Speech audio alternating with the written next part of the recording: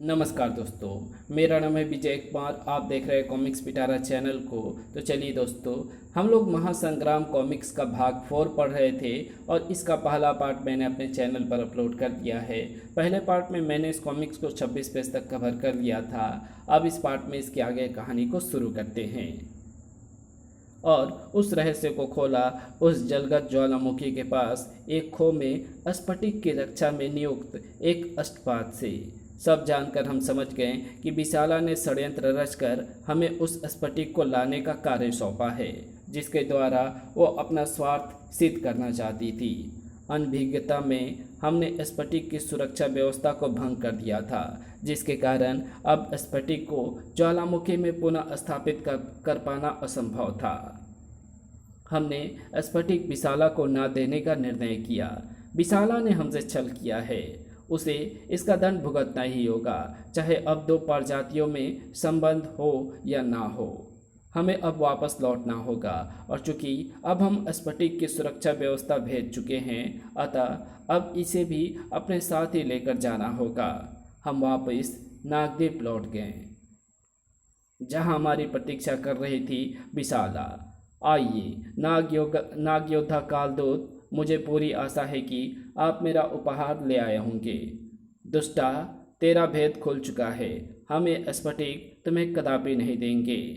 यदि ये स्फटिक तुम अपनी इच्छा से मुझे नहीं दोगे, तो मुझे इसे तुम्हारे सौ से प्राप्त करना पड़ेगा कालदूत। यदि तुझे लगता है कि तू इसे मुझसे छीन सकती है, तो प्रयास अवश्य कर ले मूर्ख नागिन। धमकियों के आदान प्रदान के बाद युद्ध होना निश्चित था।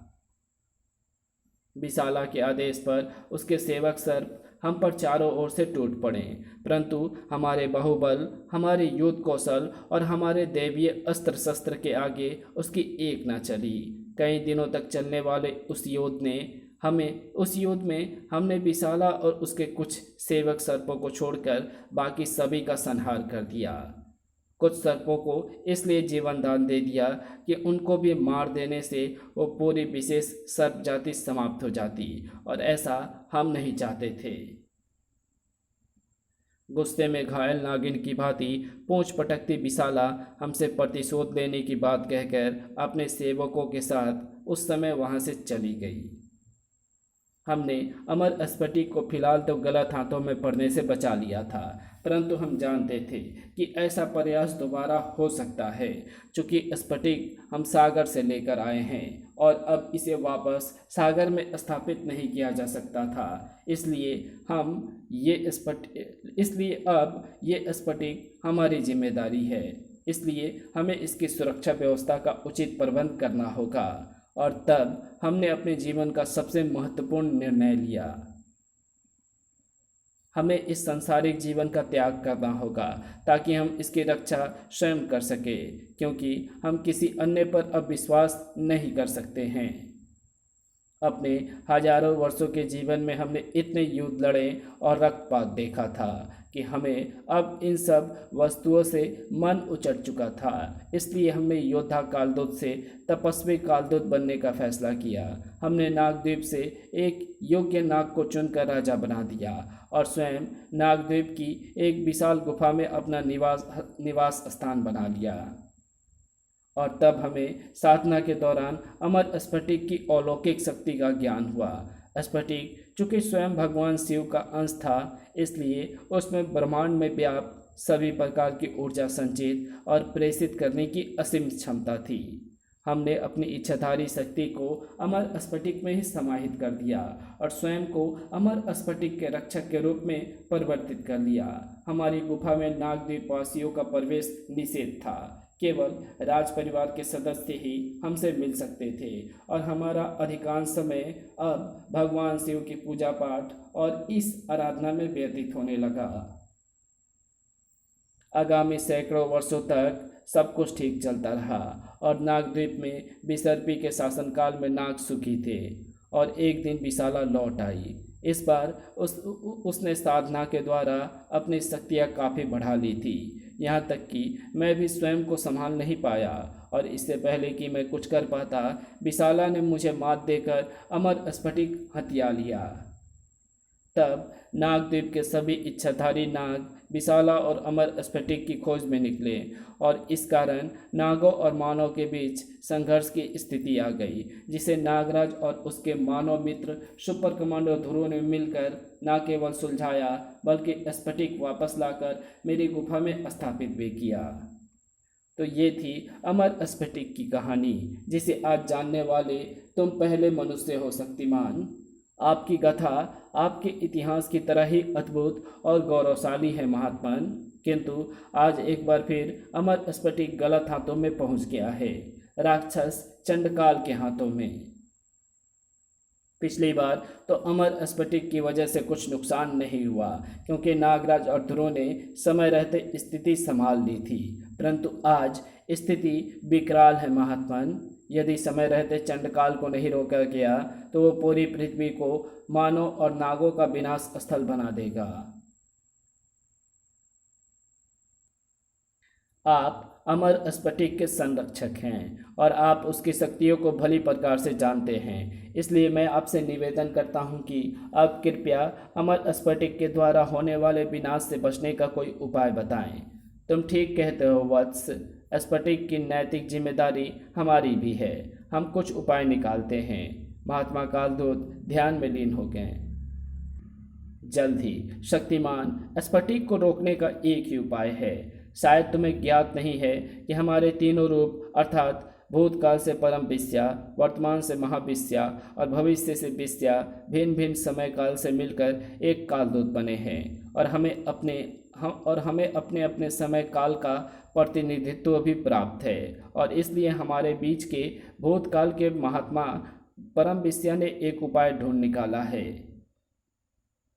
जैसे लोहे को लोहा और 20 को 20 ही काट सकता है, ठीक उसी प्रकार अमर स्फटिक को केवल अमर स्फटिक ही काट सकता है।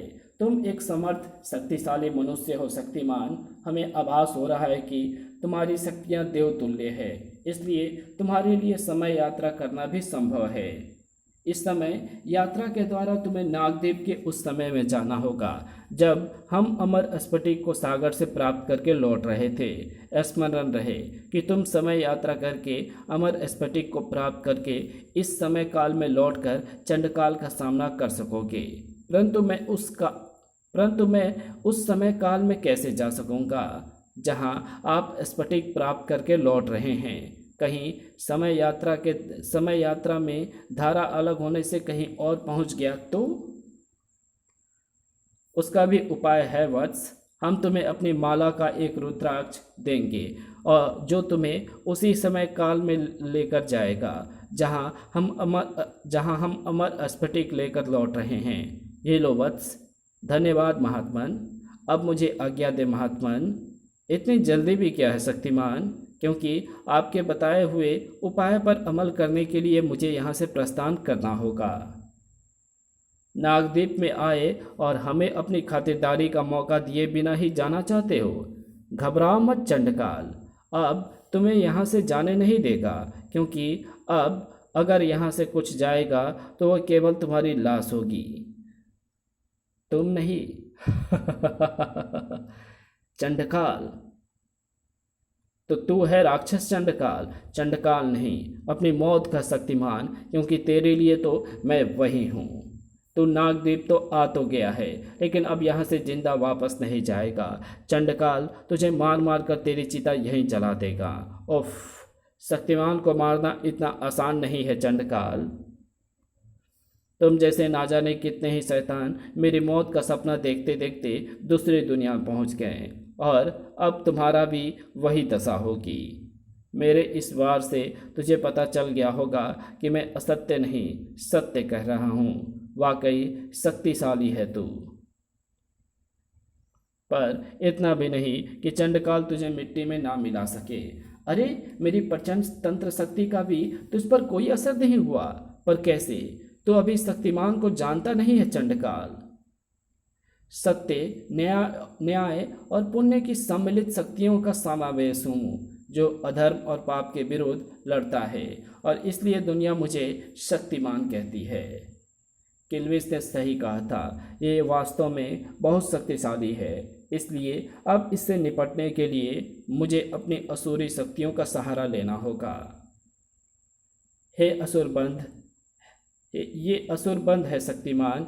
एक बार जो इसमें कैद हो गया, फिर उसका शरीर तो क्या, आत्मा तक इसमें से बाहर नहीं निकल सकती। अब तुम बंधन से अब इस बंधन से तुझे मौत भी नहीं निकाल सकती।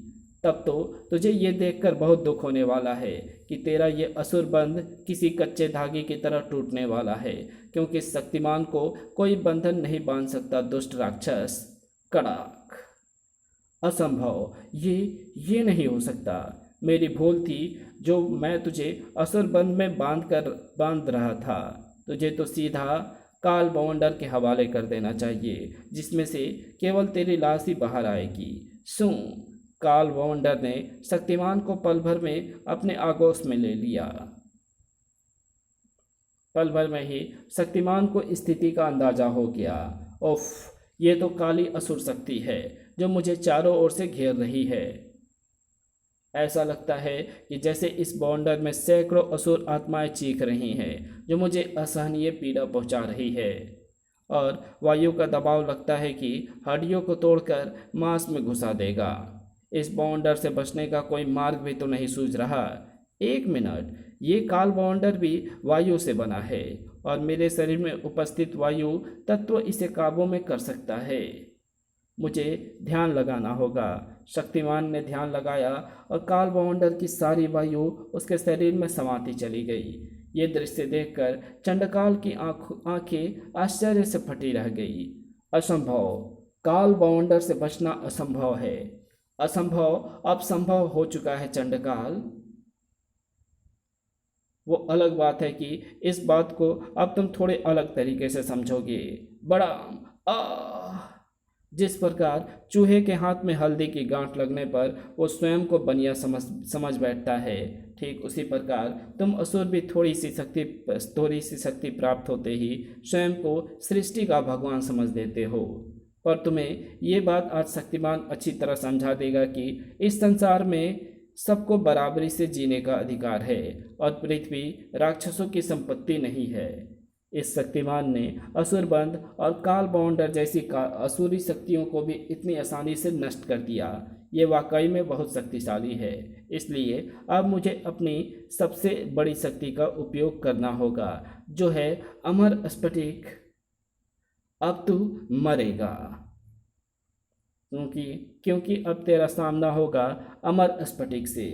अगर तू सोचता है कि अमर स्फटिक के वार से मुझे कोई नुकसान होगा तो ये तेरी भूल है चंडकाल, क्योंकि कोई भी ईश्वरीय शक्ति मुझे नुकसान नहीं। ये क्या हो रहा है? उफ, ऐसा लगता है जैसे पूरे शरीर में धारदार हथियार चुभ रहे हैं। माथा दर्द से फटा हुआ महसूस हो रहा है और मेरे हृदय टाइम बम की भांति जोरों से धड़क रहा है। शरीर से पसीने की धार बह रही है, हलक सूख जा रहा है। परंतु ये कैसे संभव है? ये सारे लक्षण तो पाप मणि के सामने आने पर ही होते हैं। तू ठीक सोच रहा है शक्तिमान, ये पाप मणि ही है। वो पाप मणि जिसके आगे तेरी औकात एक भुनगे से ज़्यादा कुछ भी नहीं है, जिसके आगे तेरी कोई शक्ति काम नहीं करती और जिसके सामने आने पर तू पंगु बनकर रह जाता है। और इसका सीधा सा अर्थ है कि आज तू यहीं मरने वाला है शक्तिमान। पाप मणि के उस त्रिवार ने शक्तिमान को भी खून उगलने के लिए मजबूर कर दिया। पाप मणि चंडकाल के पास कैसे आ गई? वो तो अंधेरे के पुजारी और शैतान तमराज किलमिश के पास रहती है। उफ, पाप मणि के प्रभाव से मुझे अपनी शक्तियाँ तेजी से छीन होती महसूस हो रही है। शक्तिमान मुश्किल में था और शक्तिमान के मानसिक संपर्क से ये दृश्य देख रहे बाबा गोरखनाथ चिंतित हो उठे। शक्तिमान का सामना चंडकाल से हुआ है और शक्तिमान संकट में है। हम यहाँ से उसकी कोई सहायता भी नहीं कर सकते। अब तो एक ही मार्ग है कि शक्तिमान को नागद्वीप से प्रस्थान करने के लिए कहना होगा। अगले ही क्षण शक्तिमान के मस्तिष्क में गोरखनाथ की आवाज़ गूंज उठी।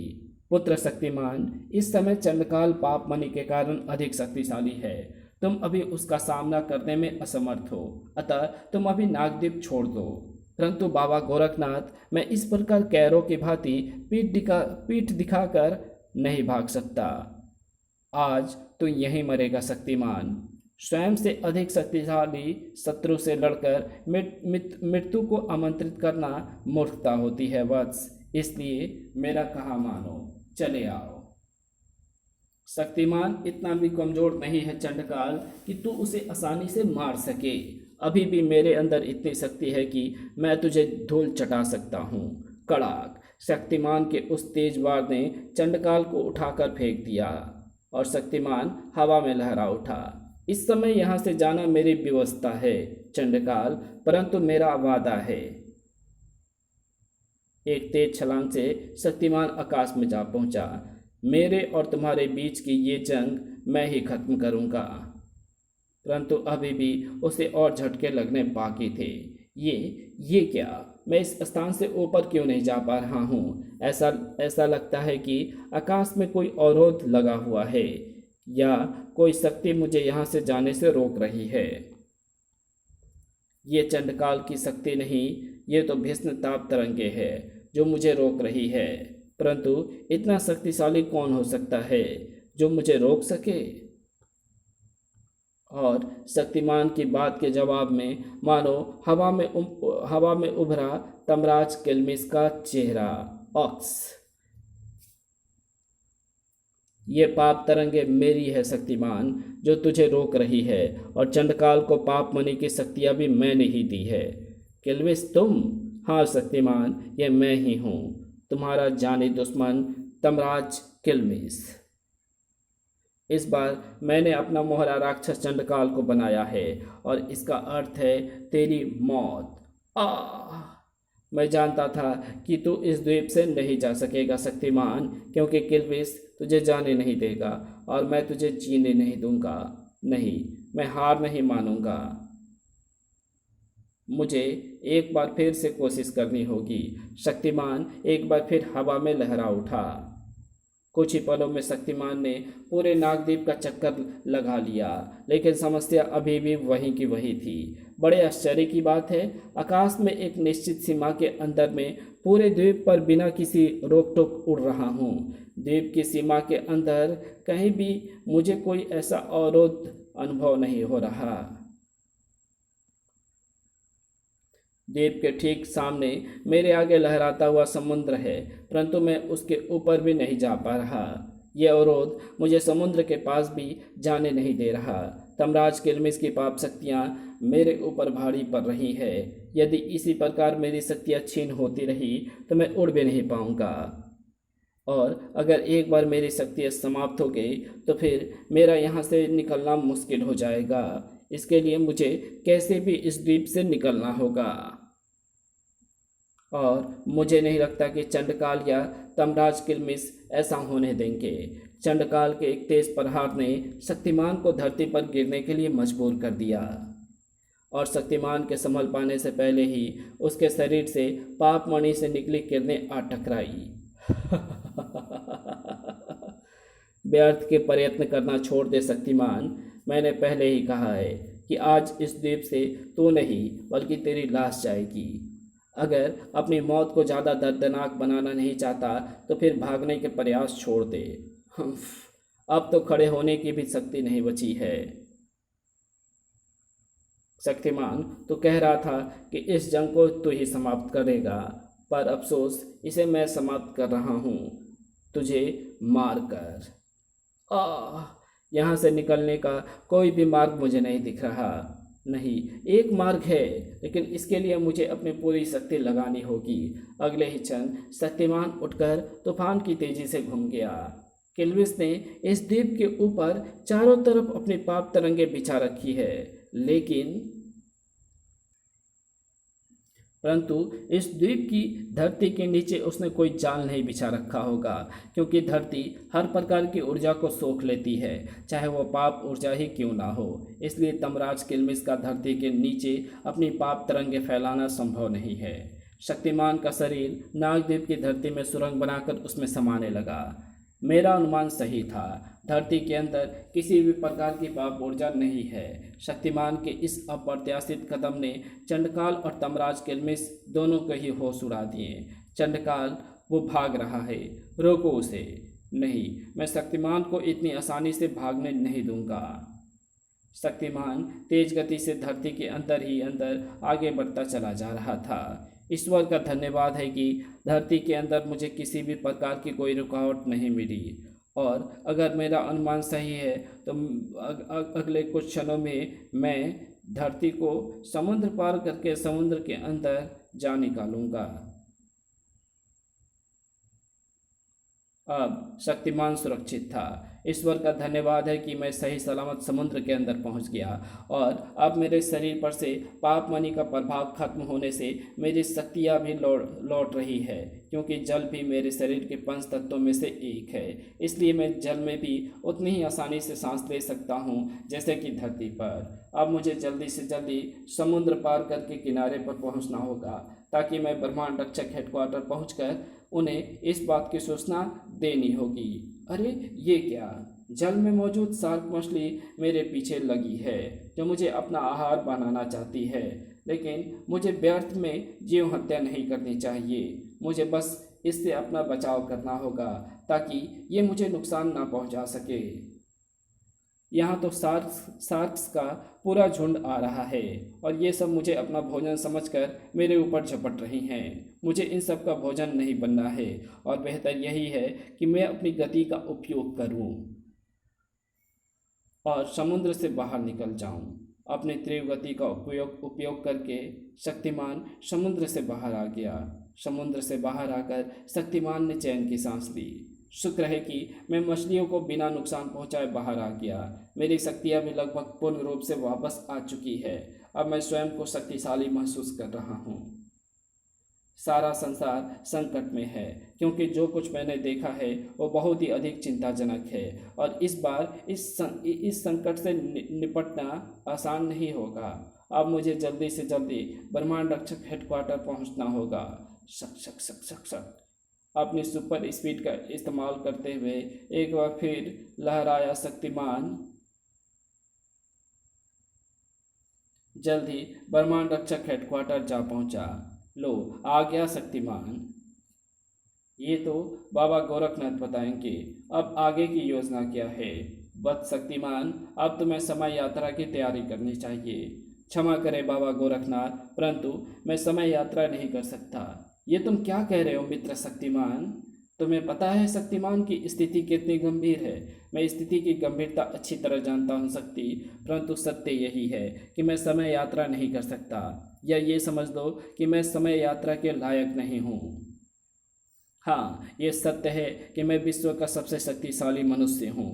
मेरी शक्तियाँ देवतुल्य हैं, परंतु ये भी सत्य है कि मैं समय यात्रा करने के योग्य नहीं हूँ, क्योंकि मैं शापित हूँ। एक शाप के कारण मेरी शक्तियाँ सीमित है, और उन सीमित शक्तियों से समय यात्रा करना मेरे लिए संभव नहीं होगा। मैं वस्तु स्थिति को अच्छी तरह से समझ रहा हूँ, पर मैं ब्रह्मांड रक्षकों की मदद नहीं कर सकता, और उसके लिए मैं आप सबसे क्षमा चाहता हूँ। ब्रह्मांड रक्षक हेडक्वार्टर में ब्लेड की धार जैसा तीखा सन्नाटा पसर गया। काल गुफा में सन्नाटे को चीरते हुए किल्मिश की भयंकर आवाज गूंज रही थी। शक्तिमान को मारने का एक शानदार मौका हमारे हाथों से निकल गया चंडकाल, और मेरी समझ में नहीं आ रहा है कि इस असफलता के लिए मैं स्वयं को दोष दूं या तुम्हें। दोष हम दोनों का ही नहीं है किल्मिश। असल में तुमने शक्तिमान के बारे में जितना बताया था वो उससे कहीं अधिक शक्तिशाली निकला।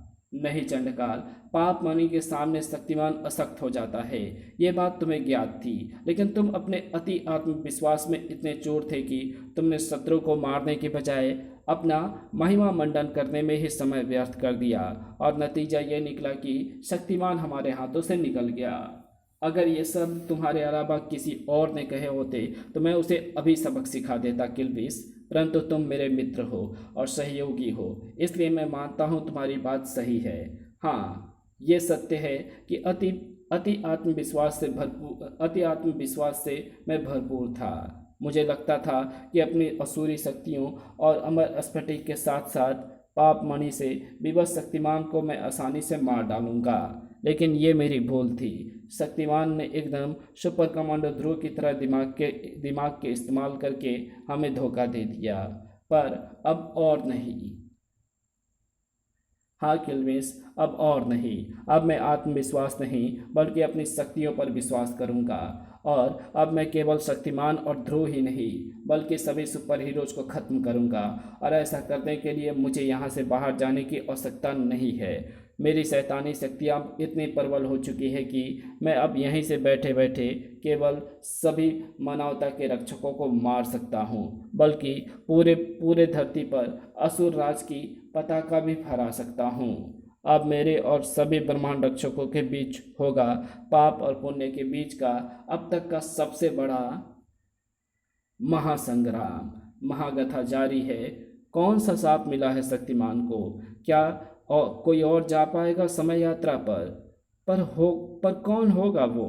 क्या किल्विश और चंडकाल के शैतानी मंसूबे कामयाब हो पाएंगे?